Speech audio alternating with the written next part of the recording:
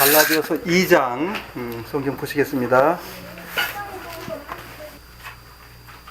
갈라디아 2장 찾으셨으면 1절서부터 10절까지 읽겠습니다. 찾으셨으면 한 목소리 읽으시겠습니다. 14년 후에 내가 바나바와 함께 디도를 데리고 다시 예루살렘에 올라갔노니 계시를 인하여 올라가 내가 이방 가운데서 전파하는 복음을 저희에게 제출하되 유명한 자들에게 사사로이 한 것은 내가 다름질하는 것이나 다름질한 것이 헛되지 않게 하려 함이라. 그러나 나와 함께 있는 헬라인 디도라도 억지로 할례를 받게 아니하였으니 이는 가난이 들어온 거짓 형제 까닭이라. 저희가 가만히 들어온 것은 그리스도 예수 안에서 우리의 가진 자유를 엿보고 우리를 종으로 삼고자 함이로되 우리가 일시라도 복종치 아니하였으니 이는 복음의 진리로 너희 가운데 항상 있게 하려 함이라. 유명하다는 이들 중에 본래 어떤 이들이든 내게 상관이 없으며 하나님은 사람의 외모를 취하지 아니하시나니 저 유명한 이들은 내게 더하여 준 것이 없고 도리어 내가 무할례자에게 복음 전함을 맡기를 베드로가 할례자에게 맡음과 같이 한 것을 보고 베드로에게 역사하사 그를 할례자의 사도로 삼으신 이가 또한 내게 역사하사 나를 이방인에게 사도로 삼으셨느니라. 또 내게 주신 은혜를 알므로 기둥같이 여기는 야고보와 게바와 요한도 나와 바나바에게 교제의 악수를 하였으니 이는 우리는 이방인에게로 저희는 할례자에게로 가게 하려 함이라.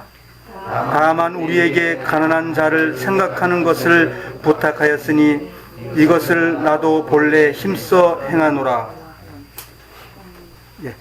오늘은 지난번에 갈라디아서를 저희들이 공부하기 위해서 갈라디아 교회가 바울의 1차 전도 여행 때 교회가 세워졌습니다. 그래서 어떻게 세워졌는지 그것을 우리가 사도행전 13장, 14장을 통해서 저희들이 봤습니다. 그리고 갈라디아에 어떤 문제가 생겼는지를 우리가 함께 또 보았습니다. 1장을 통해서는 우리가 보았듯이 다른 복음을 전하는 유대인들의 그 교사들이 와서 구원받은 그리스도인들을 혼란에 빠뜨렸고 그런 여러 가지 과정 속에 나타난 것을 지난번에 우리가 배웠습니다. 2장에 들어가면 이제 그런 기본적인 그런 그 사도 바울의 변명과 그 하나님께로부터 계시받은 내용을 설명을 사도 바울이 강력하게 하면서 갈라디아 전반적인 것은 책망입니다. 책망. 그리스도인답지 않게 사는 것에 대해서 책망하는 내용인데 저희들이 이제 이 말씀을 이제 보기로 했던 이유가 뭐냐면 우리가 이 갈라디아서를 통해서 우리의 책망을 받아들여야 됩니다. 우리가 책망받아야 됩니다. 말하자면 우리는 율법을 통해서 의로워지려고 하는 마음들을 다 가지고 있어요. 유태인들만 가지고 있는 것이 아니라 구원받은 하나님의 자녀들이 그렇게 그러한 율법적인 사고를 가지고 주님을 기쁘시게 하려고 저희들이 한다 그런 얘기예요. 그래서 그것이 부서지지 않고서는 주님 앞에 은혜의 복음으로 못 나간다는 거죠. 구원을 은혜로 받았는데도 불구하고 그 은혜를 이루기 위해서 율법을 우리가 가지고 와서 그 밑에 들어간다는 거예요. 사도 바울은 그 밑에 들어가는 것을 못 들어가게 지금 막기 위해서 갈라디아라는 그런 그 서신을 우리에게 지금 보내고 있는 것입니다. 우리에게. 그래서 그런 여러 가지 정황을 지금 다 설명을 지난번에 드렸고요. 그래서 이제 2장 1절을 다시 보겠습니다. 14년 후에 내가 바나바와 함께 디도를 데리고 다시 예루살렘에 올라갔노니 이게 세 번째 올라간 건지 두 번째 올라간 건지는 학자들마다 분분해요. 그리고 제가 말씀드리지만 이 2000년 전의 이야기가 이 연도수로 1, 2년 차이가 항상 납니다. 역사를 기록한 사람들마다 조금의 차이가 있기 때문에 그건 다 이해하셔야지 왜 30년인데 33년이라고 말하지? 그렇게 오해를 안 하길 바랍니다. 그냥 30년에서 33년이라고 써 있으면 왔다 갔다 한다. 이렇게 이해하시면 되겠습니다. 그 성경 학자들마다 바울의 회심도 30년에서 35년도까지 왔다 갔다 합니다. 근데 그걸 굳이 뭐 몇 년이라고 할 필요는 없어요. 대충 예수님이 돌아가시고 부활하시고 교회가 만들어지고 성령이 임하고 그러면서 이렇게 해서 피박하다가 구원 받았다. 이런 기본적인 어떤 이론만 가져가면 되지 그게 몇 년이 됐냐 이걸 따지진 마시기 바랍니다. 그래서 14년이라고 말하는 것은 의미가 있겠죠. 성경에 나와 있는 단어니까. 일단 사도 바울은 구원받고 나서 3년 후에 예루살렘에 올라갔습니다. 구원받은 이후에 다메섹에서 구원받고 나서 복음을 전하다가 예루살렘으로 올라간 것이 1차 이제 예루살렘에 올라간 것입니다. 3년 후에요. 그리고 거기서 복음을 전하니까 유대인들이 또 그냥 또 예루살렘 교회를 사도 바울 때문에 힘들어졌어요. 예루살렘 교회가. 그래서 사도 바울이 이제 자기 고향 다소로 이제 내려가게 되는 거죠. 내려가서 거기서 복음을 전하고 있다가 복음이 너무 많이 전해지고 있으니까 예루살렘 교회 장로인 베드로하고 야고보가 사람을 보내게 됩니다. 안디옥 교회에. 안디옥 교회에서 와가지고 복음 전해진 것을 보고 사도 바울이 복음 전했다는 걸 알고 그리고 사도 바울을 다소에서 데리고 다시 옵니다. 데리고 온 사람이 바나바라고 우리가 알고 있었죠. 바나바는 아주 당대에 신실한 사람이고 부자였었고 그 밭을 다 팔아서 사도들의 발 앞에 내놔서 헌신했던 사람이죠. 그가 이제 그 바울과 같이 만나서 1차 전도 여행을 가게 됐던 것이죠. 그리고 1차 전도 여행 때 갈라디아 남부 쪽에 있는 교회들이 세워진 겁니다.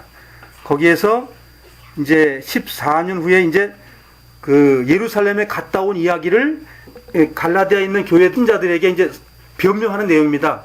14년 전에도 갔다 왔고 또 그 이전에 3년 전에도 갔다 왔고 그럼 2차적으로 갔다 왔을 때의 내용은 보통 49년에서부터 52년 사이라고 그래요. 그럼 왜 올라갔냐? 우리가 올라간 내용은 지난번에 공부했던 것처럼 사도행전을 잠깐 보시겠습니다. 사도행전 15장을 보시겠습니다. 15장 1절을 보시겠습니다. 어떤 사람들이 유대로부터 내려와서 형제들을 가르치되 너희가 모세의 법대로 할례를 받지 아니하면 능히 구원을 얻지 못하리라 하니 바울과 바나바가 저희 사이에 적지 아니한 다툼과 변론이 일어난지라. 그래서 이제 예루살렘으로 이제 안디옥에 있는 교회 사람들이 예루살렘으로 이제 사람들을 보낼 때에 바울, 바나바 거기에 디도라는 사람을 데리고 올라갔다 그 얘기입니다. 그럼 왜 올라갔느냐? 그때 올라갈 때의 내용을 이제 서술하고 있습니다. 2절 계시를 인하여 올라가 내가 이방 가운데서 전파하는 복음을 저희에게 제출하되. 이 무슨 뜻이냐면 예루살렘에 있는 성도들은 유대교 신자들입니다. 유대교 신자들이 이방에 구원받은 사람들과 이방에 있는 유대교 신자들 또 이방의 유대인들 이방에 있는 유대인들 속에서 문제가 된 것을 가지고 예루살렘에서 이제 아까 그 구원받아도 할례를 받아야 구원받는다 이런 어떤 다른 복음에 대해서 대항한 내용에 대해서 설명하는 거예요. 바울이 설명한 것이 틀릴 수도 있어. 예루살렘에 큰 저렇게 장로들 사도들이 얘기한 것이 맞고 당신 말한 건 틀릴 수 있어 라고 지금 그러한 생각들이 팽배해 있는 겁니다. 지금 그 갈라디아 교회 루스디아라든가 더베라든가 이고니온 교회 안디옥 이런 교회들이 그런 사상을 다 가지고 있는 겁니다. 지금 현재. 그러니까 그것을 무마하기 위해서 14년 후에 예루살렘에 올라갔다 온 내용, 그러니까 갈라디아서가 54년도에 기록된 것이니까 4, 5년 전에 예루살렘에 올라갔다 온 내용을 지금 설명하는 거예요. 내가 그때 올라갔을 때 이런 일 때문에 올라갔다 왔다 이 설명을 하는 겁니다. 지금 사도 바울이 복음을 전파했던 내용을 제출했다는 말은 무슨 뜻이냐면 나 바울이 이방인 그 회당에 가가지고 이렇게 복음을 전해서 이렇게 주님을 영접한 사람이 있었고 그 사람들에게 내가 침례를 줬고 이렇게 해서 교회가 생겼다. 그렇게 해서 이제 예루살렘에 보고를 했더니 예루살렘의 장로들이 그것을 맞다. 그 복음은 하나님 주신 것이라고 인정을 하고 그러고 나서 이제 그러니까 이방인들이 구원받았다면 율법의 할례 같은 건 안 한다 하더라도 뭘 해야 되냐면 목매어 죽인 것과 우상의 제물과 음행을 멀리 피하라라는 새로운 강령, 행동 강령을 주신 거예요. 그 내용을 지금 설명하는 겁니다. 2장 하반절이요. 유명한 자들에게 사사로이 한 것은, 유명한 사람들에게 사사로이 했다는 건 유명한 사람들에게 내가 이렇게 복음을 전했다는 하는 것을 말하는 것은 이 뜻이에요. 내가 다름질한 것이나 다름질한 것이 헛되지 않게 하려 함이라. 그러니까 사도 바울이 복음을 전한 것이 틀리지 않았다는 것을 예루살렘 사도와 장로들에게 인정받고 싶었다, 그 얘기입니다 지금. 왜냐하면 너무 많은 사람들이 틀렸다고 그러니까. 그러면 좋다. 예루살렘에 가서 이제 예루살렘에서 온 사람들하고 싸운 겁니다. 구원받지 않은 사람하고 싸운 게 아니고요. 예루살렘에 구원받은 그 야고보라든가 베드로와 같이 교제했던 사람들 중에서 교사하고 싸운 겁니다. 이방인 사람하고 싸운 게 아닙니다. 이거는 잘 아셔야 돼요. 뭐 예루살렘에 회의를 한 그 내용이 굉장히 교회사적으로 이방인들에게 중요한 내용입니다. 이게 3절입니다. 그러나 나와 함께 있는 헬라인 디도라도 억지로 할례를 받게 아니하였으니 이는 가만히 들어온 거짓 형제 까닭이라. 저희가 가만히 들어온 것은 그리스도 예수 안에서 우리의 가진 자유를 엿보고 우리를 종으로 삼고자 함이로되. 그 예루살렘에 갈 때 디도를 데려갔을 때 디도는 이방인이에요. 그 디도에게 할례를 행하고 예루살렘에 데려갔어요. 그 이유가 뭔지 아시죠? 예루살렘에 구원받은 그리스도인들이라도 이방인이 구원을 아무리 뭘 받았다 하더라도 예루살렘에 와서 함께하는 걸 허용을 안 했다는 거예요. 근데 유대교 신자들은 구원 안 받아서 어딜 갈 수 있었죠? 성전 뜰까지만 갈 수 있었잖아요. 성전 뜰. 그 잃어버리시면 안 됩니다. 성전 뜰까지만 갈 수 있는데, 그러니까 성전 뜰까지 갔는데 그 이전에 어떤 일이 있었냐면 이방인 구원받지 않는 사람들을 예루살렘에 데려갔다가 난리가 났습니다. 개 같은 사람들을 데리고 왔다, 그 소리입니다. 이것이 아직도 해결이 안 된 거예요. 이 지금 54년도에 구원받은 야고보라든가 베드로라든가 그 사도들이 이방인의 복음 전해지는 걸 모르는 상황입니다. 이게 지금 바울만 잘 알아요. 바울만. 그러니까 50년도에 예루살렘의 회의에 가가지고 이방인 구원받은 걸 그때 말하자면 이제 인정받은 거예요. 그때 이방인도 구원받더라. 하나님께서 이방인도 성령을 부어주시더라.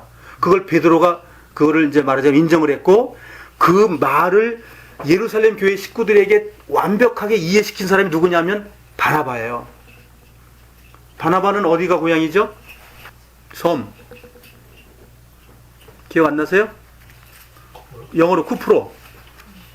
저기 개혁성경은 뭐라 그러죠? 구브로 섬. 구브로 섬에 이제 그 고향이 거기에요. 거기에 있는 땅을 다 팔아 사도들에게 준 거예요. 그 사람이 구원받은 것은 마리아의 아들이 이제 마가 요한, 그 요한의 외삼촌이 됩니다. 바나바가. 근데 그분이 구원받게 된 것은 그 야고보와 요한과 베드로가 그 마리아의 집에서 복음을 전했기 때문에 구원받은 사람이에요.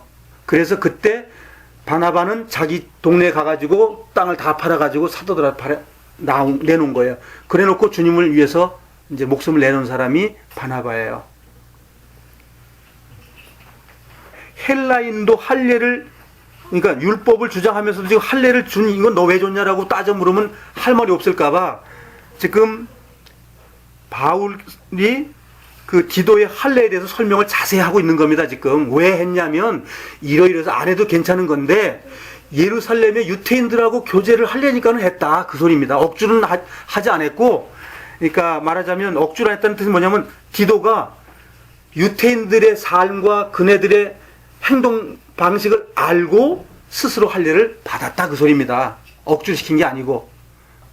그래서 성경이 이제 깊이가 있어지는 거예요. 우리가 상고할 때 깊이가 있어지면 우리의 삶에서 이제 적용이 되는 거죠. 그게 종전에는 이게 무슨 말씀인가 하다가 이제는 이게 이 말씀이구나라고 이제 내 마음속으로 와 닿는 거예요. 그럼 그 다음에 우리의 삶에서 나오는 거죠. 5절입니다. 우리가 일시라도 복정치 아니하였으니 이는 복음의 진리로 너희 가운데 항상 있게 하려 함이라. 유명하다는 이들 중에 본래 어떤 이들이든 내게 상관이 없으며 하나님은 사람의 외모를 취하지 아니하시나니. 여기 유명하다고 말하는 사람이 뭐냐면 베드로, 야고보, 요한을 얘기하는 겁니다. 여기 베드로, 야고보, 요한은 이때 당시에 AD 50년 정도가 되면 요한의 형이 야고보가 제자거든요. 요한의 형. 그 야고보는 벌써 순교를 했잖아요. 지난번 순교한 거 다 배웠지 우리가. 먼저 사도 중에 1호 순교자입니다. 수제자 중에서. 그러니까 우리가 수제자 세 분 얘기하죠. 베드로, 야고보, 요한. 이 세 수제자는 예수님을 대변한다고 그랬죠. 그러니까 예수님의 삶에서 주님께 드려지는, 죽음으로 드려지는 첫 번째 제사가 야고보가 드려진 거예요. 두 번째는 베드로가 드려지는 거고, 세 번째는, 그러니까 예수님의 사랑을 책임을 진 분이 요한이고, 예수님의 믿음을 표현한 사람이 베드로입니다. 그리고 예수님의 죽음을 의미하는 것이 야고보예요. 그래서 야고보 사도는 벌써 이제 순교하셨고, 여기 야고보는 예수님의 바로 밑에 남동생입니다. 예수님의 육신적으로 바로 밑에 동생이 야고보예요. 이분이 예수님이 돌아갈 때 AD 30년에 회개하고 돌아가시고 나서 예수님을 영접하고 그가 하나님의 아들이었구나. 내 육신의 형이 아니고 하나님의 아들인 메시아라고 깨닫고 예루살렘에 생을 다 바친 사람이에요. 그분이 야고보서를 쓴 야고보예요. 이걸 얘기하는 거예요, 지금. 그분들을 나에게 더해준 게 없다는 게 무슨 얘기냐면, 사도 바울이 복음을 전하는 그 방법은 다메섹 도상에서 예수님께서 친히 빛으로 비춰주셔가지고 3년 동안 아라비아 광야에서 하나님과 교통하면서 하나님이 이방인의 사도로서 모든 걸 다 그때 주신 거예요. 계시로 주셨지만 그가 삶 속에서 성숙되는 것은 시간이 흘렀던 거예요. 저 유명하다는 이들은 내게 더하여 준 것이 없고라고 하는 말은 사도 복음 전파하는 거에 대해서 누구한테 배우지 않았다. 그리고 내가 예루살렘의 그 회의에 가가지고 내가 이 복음을 내 제출해서 내가 얘기했지만 그 사람들이 하나도 더해 준 것도 없고 틀리다고 말하도 않았고 다 맞았다고 인정했다. 그 얘기를 하려고 지금 이 말씀을 꺼내는 거예요. 응? 갈라디아 형제들아, 내가 너희들이 지금 좋아하고 있는 그 예루살렘의 장로들과 사도들에 가서 물어서 내가 완전하게 내가 인정받고 한 내용이 이거다. 그 내용을 지금 이를테면 항변하는 겁니다. 이걸 7절 같이 읽겠습니다. 도리어 내가 무할레자에게 복음 전함을 맡기를 베드로가 할레자에게 맡음과 같이 한 것을 보고 베드로에게 역사하사 그를 할레자의 사도로 삼으신 이가 또한 내게 역사하사 나를 이방인에게 사도로 삼으셨느니라. 생각해 보시라고요. 갈라디아 교회에 이 말을 하면 구원받은 사람은 긴가민가 했다가 아니라고 할 수도 있고 기라고 할 수도 있고, 에이 예루살렘에서 정말 그랬을까? 근데 예루살렘에서는 이게 맞다고 하기 위해서 누굴 보냈냐면 추인하기 위해서 올라간 사람을 내려놓고 나서 우리 확실하게 맞았어 라고 말하면 누가 믿겠어요? 그래서 예루살렘에 지혜로운 그 베드로하고 야고보 사도는 신라하고 유다라는 사람을 증인으로 내려보냅니다. 안디옥 교회에. 이 베드로와 그 바나바가 전한 복음은 맞습니다 라고 하는 사람이 두 사람이 인정해주러 내려오지요. 안디옥 교회에. 그 내용을 지금 설명하고 있는 거예요. 여기서 우리가 지난번에 그 사도행전에서 배운 것처럼 이방인의 사도로 삼은 말씀이 몇 절에 있었죠? 지난번에 메모하신 분들이 기억날 거예요. 사도행 13장을 우리가 배웠죠? 네, 13장에 나오는 말씀이죠. 13장 46절로 48절까지 46절로부터 48절까지 찾으셨으면 함께 읽겠습니다. 바울과 바나바가 담대히 말하여 가로되 하나님의 말씀은 마땅히 먼저 너희에게 전할 것이로되 너희가 버리고 영생 얻음에 합당치 않는 자로 자처하기로 우리가 이방인에게로 향하노라. 주께서 이같이 우리를 명하시되 내가 너를 이방의 빛을 삼아 너로 땅끝까지 구원하게 하리라 하셨느니라 하니 이방인들이 듣고 기뻐하여 하나님의 말씀을 찬송하며 영생을 주시기로 작정된 자는 다 믿더라. 읽을 때마다 너무 좋아. 이것 때문에 우리가 구원받는 거거든요. 자, 이거 누가 그렇게 한 거죠? 성령께서 이렇게 하신 거죠. 그러니까 사도행전에 나오면 성령께서, 이 사도행전은 누가 기록했죠? 의사 누가가 기록한 겁니다. 이방 사람이에요, 누가는. 네. 그래서 여기에 말씀한 내용이 뭐냐면, 베드로는 예수님이 친히 유대인의 사도로 결정하셨기 때문에, 그리고 그렇게 한 것처럼, 이 말이 굉장히 읽을 때는 쉽지만 이 갈라디아 식구들이라고, 구원받은 사람이라고 생각하면 쉽지 않은 거예요. 베드로 맞아, 하나님의 사도 그 틀림없어, 그건 다 믿어 누구든지. 근데 바울이 사도라고 그러면 예수님하고 안 지내는데 그가 어떻게 사도가 됐을까, 그렇게 염려하고 믿지 않는 사람들이 많았다는 거예요. 또 심지어 예루살렘에 베드로, 야고보의 구원받은 그 무리들, 교사들이 와서도 가르치면서 바울에 대한 설교는 하지 않았기 때문에 항상 긴가민가한 거예요. 그러니까 이거를 내가 이렇게 확실하게 다메섹 도상에서 내가 받았다, 그 이방인의 사도로 하나님께 내가 이렇게 받았다라고 말하는 것을, 이제 사도가 이방인의 사도로 지난 1장에서 본 것처럼, 다메섹 도상 사도행전 9장에 나와 있는 말씀처럼 하나님이 친히 나타나 가지고 만나 주신 거거든요. 그러니까 영적으로 사도를 삼으신 거예요. 그래서 지난번에 얘기했던 것처럼 이름은 13번째 사도지만 예수님이 정한 거로서는 12번째 사도가 사울입니다. 사람이 뽑은 사도는 어떻다고요? 사람이 뽑은 사도는 사람이 뽑은 사도예요. 주님이 인정하는 사도가 아니라는 거예요. 지난번에 공부했으니까 기억나시죠? 예. 그래서 확실한 성경의 터 위에서 우리가 서지 않으면 우리가 미혹받을 수 있습니다. 확실해야 돼요, 성경은.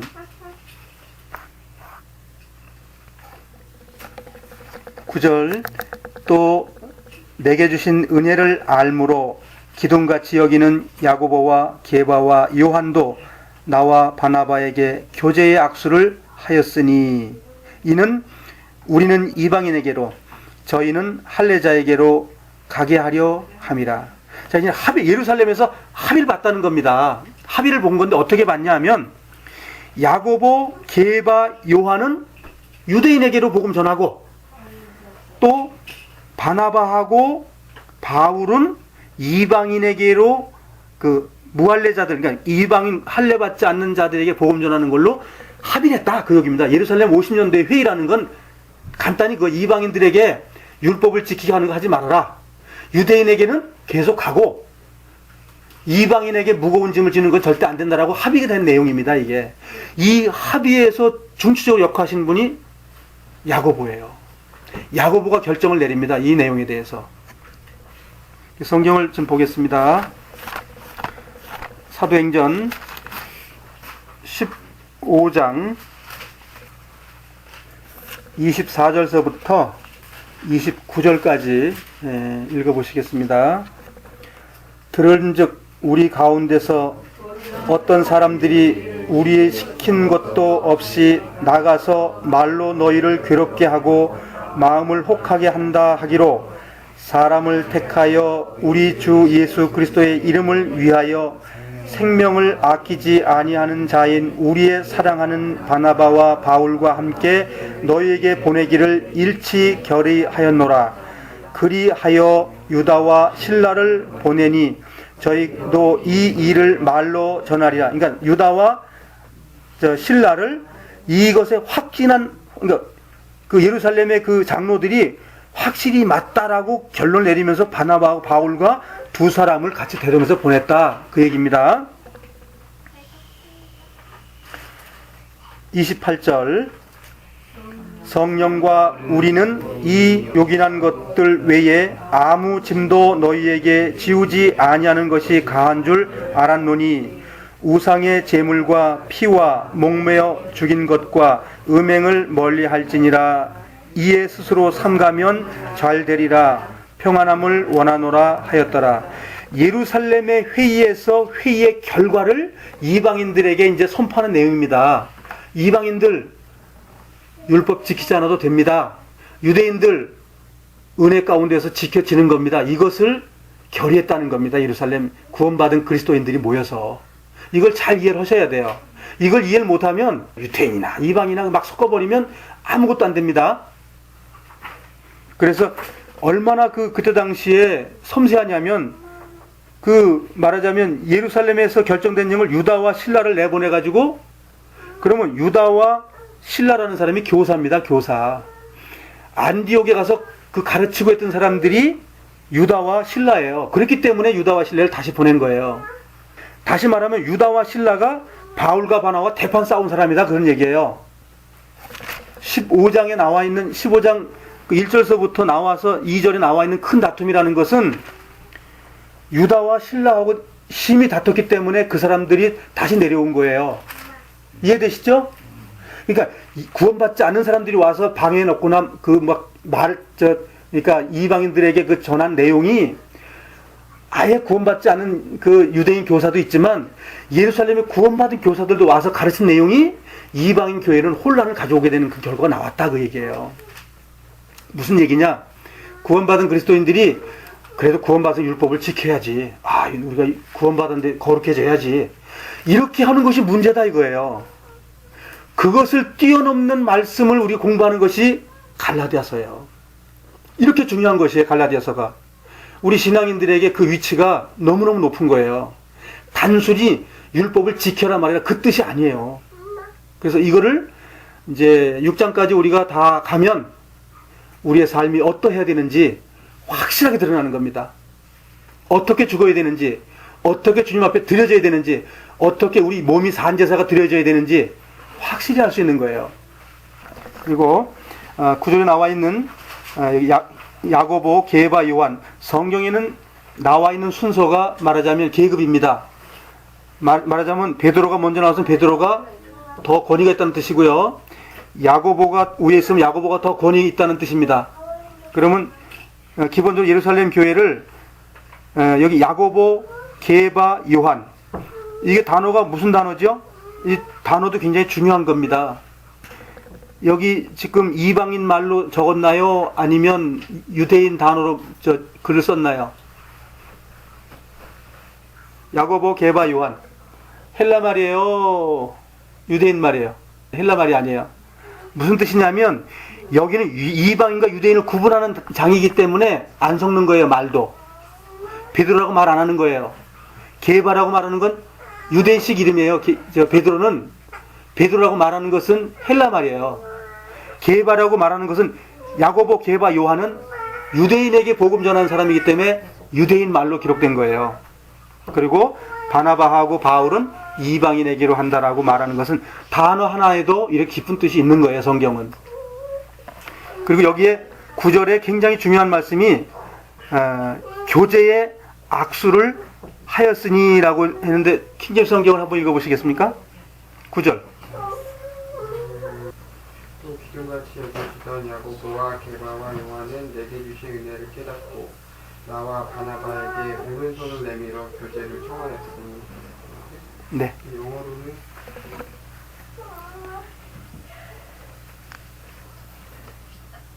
교제요. 교제로 되는데. 네.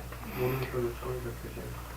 예, 여기서 교제라고 말하는 것의 교제의 악수는 서류상으로 무엇을 가져가서 서로 합의하고 끝을 냈다라는 의미를 가지고 있습니다.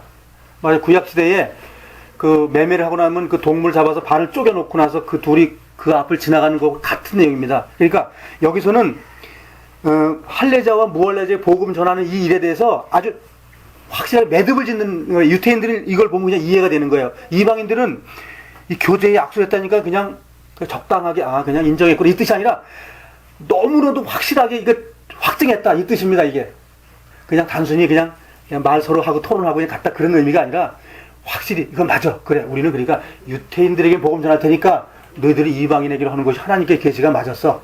그것을 확실히 해가지고 나왔다 그 얘기입니다. 이 얘기를 갈라디아 식구들에게 아주 확인시켜주는 내용들이에요. 그러니까 짧은 장 속에서 벌써 내게 더해준 게 없다라고 두 번씩이나 이제 이 10절 안에서 설명을 하는 거예요.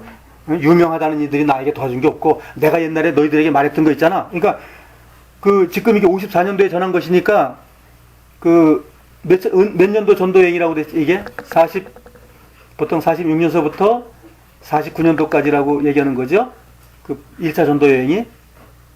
그 기간에 구원받은 사람들에게 54년도에 이제 이 말을 전하는 거예요. 내가 5년 전에 6년 전에 말했던 그 내용 있잖아. 이거 예루살렘에 가서 내가 확실하게 내가 이 틀리지 않았다는 거 확인하고, 내가 말한 것도 바꾸지 않았고 내가 말한 그대로 예루살렘 장로들이 다 추인한 거야. 그 무슨 뜻이냐면 유대인들 구원받은 사람은 예루살렘 말은 다 들었다는 얘기입니다.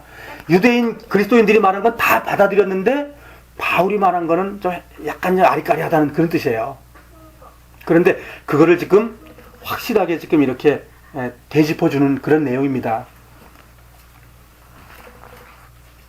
10절, 다만 우리에게 가난한 자를 생각하는 것을 부탁하였으니 이것을 나도 본래 힘써 행하노라. 사도 바울은 민족주의자입니다. 민족주의자예요. 이스라엘 민족을 너무너무 사랑해요. 이스라엘 이방인들 복음 전하면서도 누구와 같으냐면은 니느웨 복음 전하 같은 요나. 이 사도 바울은 요나와 같은 마음을 가지는 사람이에요. 유대인에게 복음 전하고 싶은데 성령은 아니야, 이방인한테 복음 전해. 근데 내가 정말 죽을지언정이라는 그 단어까지 쓰면서 내 민족이 구원받기를 원해요. 그렇게 이 선민에 대해서 이 사도 바울은 애착이 엄청난 사람입니다. 근데 그걸 버리고 이방인으로 가려면 보통 힘든 게 아니에요. 사도 바울에게는 그게 엄청난 짐인 거예요. 그게 십자가이고. 오늘은 10절까지 이제 우리가 하면서 요 10절의 내용이 이제 무엇이냐면 예루살렘에 흉년이 들었습니다. 흉년이 들어서 이방인 그 복음 전했던 곳에 가서 이게 3차 복음 전할 때 지금 그 갈라디아에 편지 보낸 거기 때문에 3차 복음 전할 때는 예루살렘이 극한 가난에 있을 때입니다. 너무 가난해서 막 굶어 죽는 그런 일이 막 벌어지니까 다니는 곳마다 복음이 성숙된 곳에 가서는 예루살렘을 위해서 너희들이 저축하라. 예루살렘을 위해서 너희 헌금해라. 그렇게 한 겁니다. 그것이 이제 고린도 후서 7장, 8장 내용인데 잠깐 보시겠습니다. 고린도 후서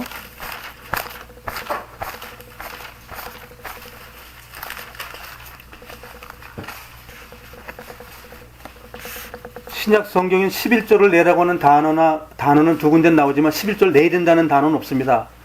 헌금과 부조는 낼 수 있게 돼 있지만 10분의 1이라는 조항이라든가 조세조자를 써가지고 10분의 1을 내라는 그런 11조라는 것은 없습니다.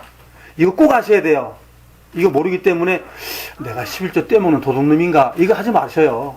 감사하면 주님께 드리는 거예요. 감사하면. 감사헌금 외에는 없습니다. 성경은. 성경을 자세히 보면 안식이 오는 거예요.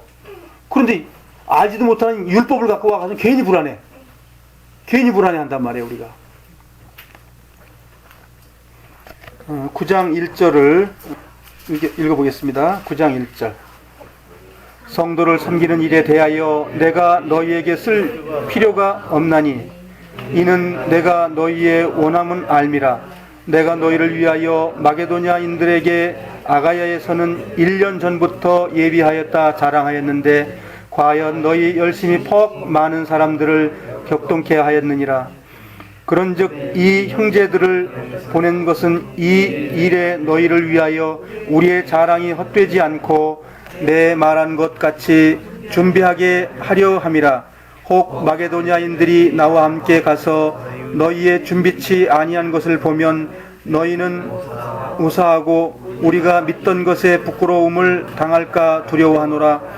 이러므로 내가 이 형제들로 먼저 너희에게 가서 너희의 전에 약속한 연보를 미리 준비케 하도록 권면하는 것이 필요한 줄 생각하였노니 이렇게 준비하여야 참 연보고 억지가 아니니라.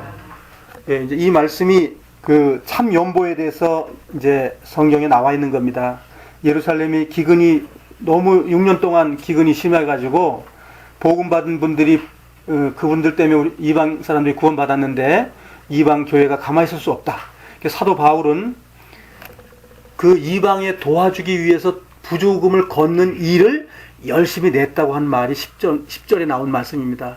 이 지금 돈 걷는 일을 복음 전하는 곳에 빚진 자거든요. 구원받은 사람들은 다 빚진 거예요. 그러니까 예루살렘 형제들이 너무 어렵고 아사 직전에 있으니까 힘에 지나도록 그 모아가지고 그 돈을 가지고 예루살렘의 사도 바울과 그 동행들이 가지고 가서 예루살렘에서 이제 곡식을 사 가지고 그래서 예루살렘 성도들이 위로를 받는 내용입니다.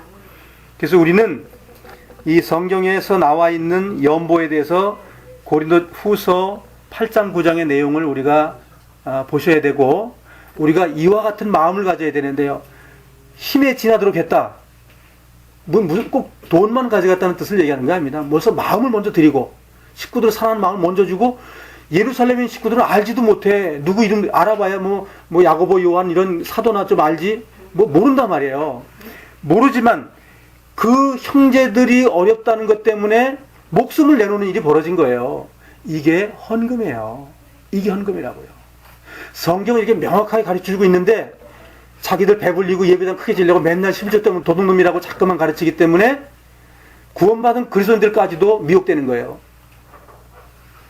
성경 없는 걸 왜 가르치죠? 자기들의 배를 위해서 그러는 거예요. 주님하고 관계 없습니다.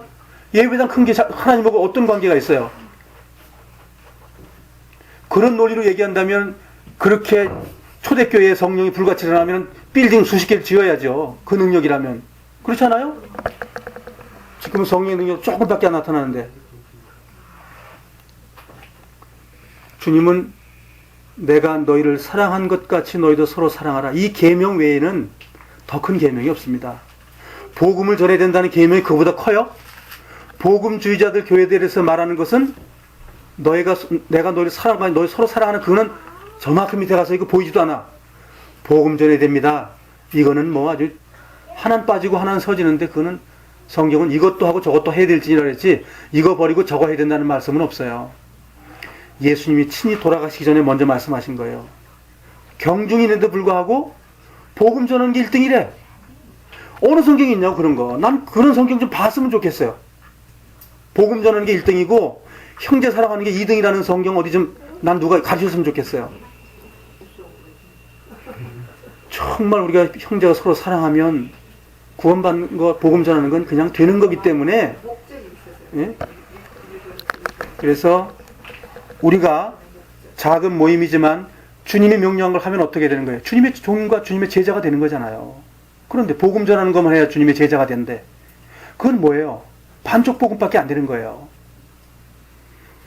정말 주님은 뭐라고 말씀하셨냐면 형제에게 물 한 컵을 대접하는 걸 그 상을 잃지 않는다. 생각해 보셨어요? 그 물 한 컵 드리는 대상이 누구냐면 구원받은 하나님의 자녀예요. 자녀는 뭐지요? 주님 몸이잖아요. 몸이니까 주님이죠. 그 주님 앞에 하는 건 주님이 잃지 않는다는 거예요. 상을.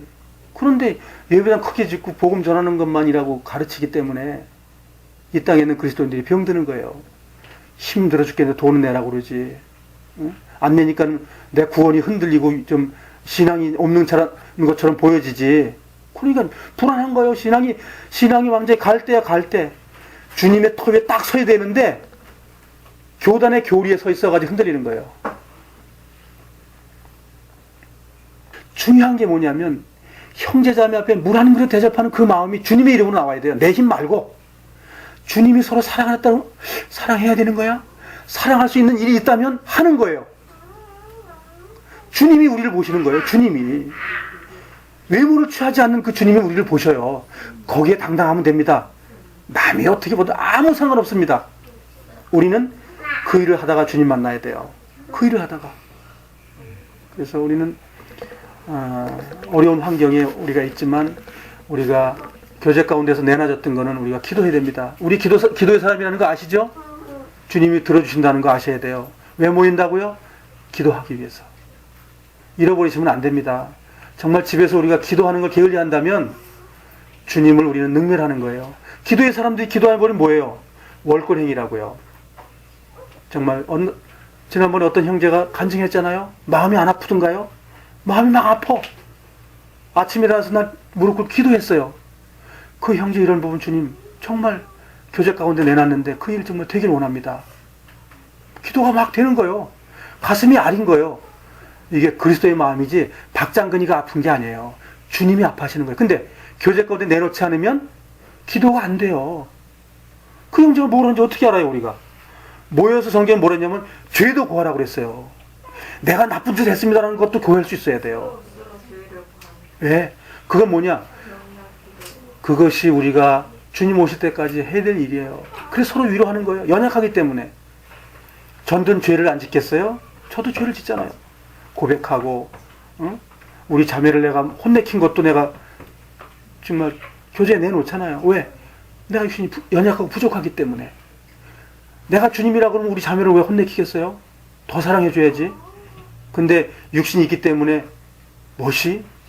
뭐 자매가 형제한테 이래, 뭐 무슨 아내가 남편한테 이래, 막 그런 나오잖아요. 이게 육신의 그 법칙이 나오잖아요. 그러니까 주님의 성령의 법칙이 나와야 되는데 사람의 법칙이 나온다니까요. 그래서 우리는 모일 때 뭘 하냐?